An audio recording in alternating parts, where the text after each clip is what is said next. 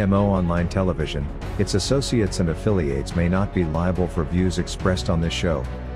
Viewer discretion advised. Dear friends and colleagues, I have seen some of my old media interview videos and images mischievously and callously re-edited and distributed in increasing proportion by some elements who I suspect are intent on creating a certain line of political posturing. These interviews and the videos have been adulterated and presented as if they were conducted today. Yet they are more than 6 years old. Right now, we came as a team. We constructed a team called Otwegatteko Disciples, trying by all means to reach out to all people in Uganda to tell them and see how we can look for a better person to succeed President Museveni. Mbabe musuubira okubange mugenda okuyitamu ne mukwagala okujjagala nti ogenda kujja oteekewo ebyobufuzi ng'oyitamu ebyo mu by'okwegaana. Oli muboofu wa mutwe wajjo. On this matter, we came up with one man called Otwegatteko, a well-educated person, brilliant, wise, knowledgeable, observant, articulate, pragmatic, and absolutely a person who can by all means fit in the shoes of President Museveni. The people doing this, I presume, are seeking to create the impression that there are some special people in quotes in the movement who are jostling for positions in the event of any form of succession and leadership in the party and country. This is wrong. Munsanze nga ndaba bulungi amaaso nga ngakanode bulungi. Njagala kutegeeza nti ndowooza yakyana kitonnyo. Era weetaaga kupima mu ngoli bwe ganti opimiddwa mu kipimo nga totuuka nabwo ekityo bwakubako bukuggiddwako. Ekituufu ddala tolina magezi lwaboogo. Mukyayinza okukeera enkya n'ozannya politics ow'ekyana ekito bw'atyo n'osuubira obutegeevu bw'Abaganda n'amawanga ageetodde nti bakyazannyibwa ddikooyi bwe ziteeza ekyana ekito.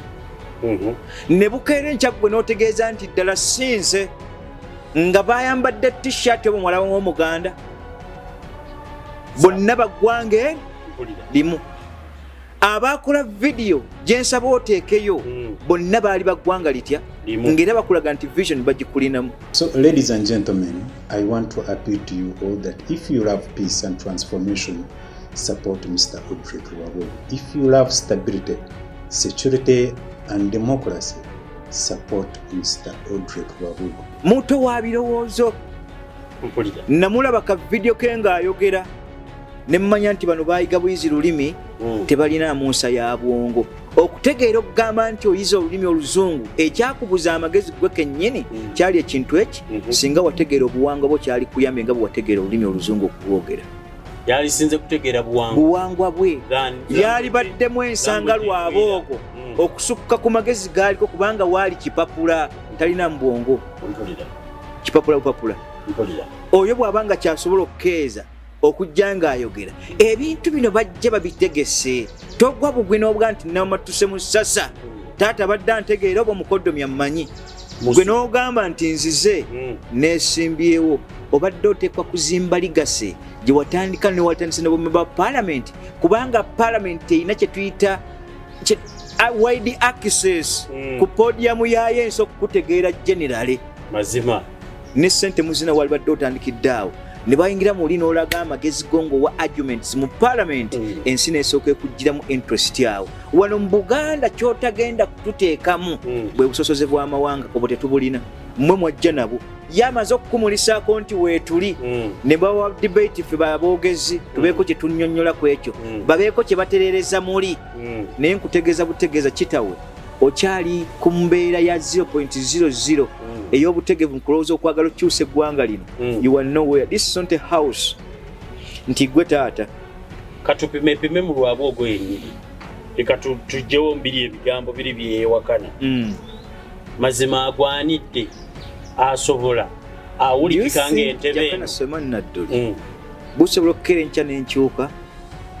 Nze gambye mu bantu abasirusiru abatasobola kusitula ggwanga lino Rwabwogo yasooka nti okulowooleza ku kiri ky'ogambye nti ebyobufuzi olina okusooka ofula eggwanga lyo butereevu ekyo nkiddamu nsinziza ku TMO1 akiyita parochialism bugwagowavu bwa butategeera bya bufuzi gwava mu busa gwenza otegeera ate abategedde emyaka 821 mpulira yeyayimirizawo Buganda ogisanga eri sovereign webedde lyali ggwanga balikola mulimu ki nga ye omunalwanda okuyimirizawo eggwanga n'enkola y'abazungu gye bajja nayo mpulira batambuze abo bayise buyise atumalira ebiseera banayita ne bagenda mulinde kuvaako okuba kufaakwe bw'oliddamu okulaba ku mulaalo wano ajegera oba omunnalwanda ajegera kale ssebo lindako gwe okitunuulire kino mu mbeera gy'eggambiramu mbabazi tebamuwadde wa special envoy ekyo kitegeeza nti gwe alaba ebyobufuzi ng'obitegeera tomulabira mu special envoy eyo nti weeri agenze eri diversionary ate akume ku vice president teeka waaga